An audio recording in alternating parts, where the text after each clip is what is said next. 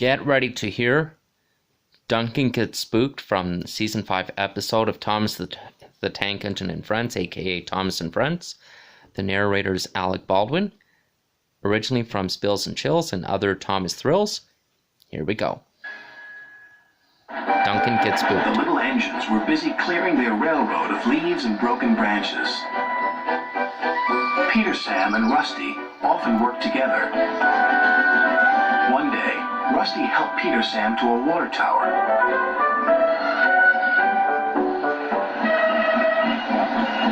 Peter Sam felt much better after his long drink, but the freight cars were bored. Let's break away. Their loads were heavy and the couplings old. One snapped.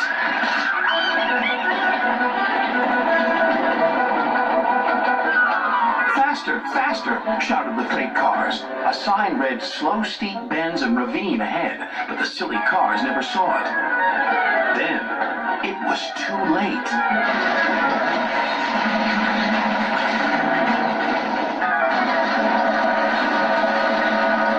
Peter Sam arrived at the scene of the disaster. His driver sighed. This was our fault. We didn't secure them properly. We'll have to get help to pull them out.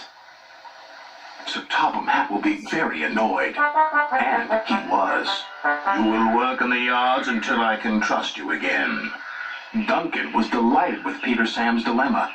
Fancy not securing your freight cars on a hill. They'll come back to spook you and your special funnel. Woo! And who's to say you're not afraid of ghosts? Snapped Rusty. Ghosts? Things that go bump in the night? Rubbish! Well, I'll tell you a story that will make your funnel quiver, Rusty said. A long time ago, a little engine was returning home. It was a misty, moonlit night. Suddenly, the engine lost control and plunged over the side into the swamps below.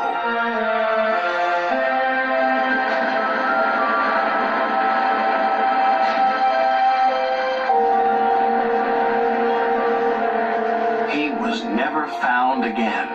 But many a workman will tell you that when the moon is full, they have seen the little engine trying to get home. But he never reaches the other side. So what do you think of that, Duncan? Rubbish, replied Duncan. Never mind him, Peter Sam. He'd be frightened if he really saw a ghost. This gave Peter Sam's driver an idea. Let's play a trick on Duncan. The next day, he spoke to Duncan's driver and fireman, who agreed. We'll do it tonight. Duncan had to take coal cars to the slate mines and then bring cars back. Duncan's driver decided as part of the plan to cross the old iron bridge. Haunted bridge. Rubbish, snorted Duncan. It's as tame as a pet rabbit. But all the same, he kept thinking about Rusty's story. When dusk fell, he was keen to leave. If we don't go now, Scarloey will take my favorite place in the sheds. We have to collect our cars first, his driver replied.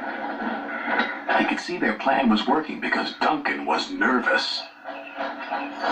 When night fell, they set off.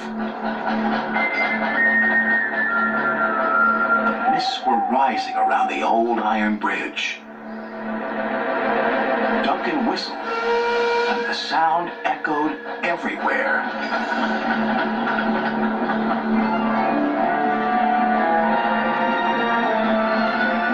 Then, ahead, he saw flickering lights. His driver knew they were only insects that shine brightly at night, but to Duncan they looked like an engine. Next, his driver secretly threw a rock from the cab into the ravine below. It's the ghost! Take me back! Take me back, please! When Duncan reached the safety of his shed, he closed his eyes tightly. Spooked, are you, Duncan? Laughed his driver. No, I'm asleep. And Duncan refused to open his eyes. He did, though, when he thought his driver wasn't looking, just to make sure that he was still there.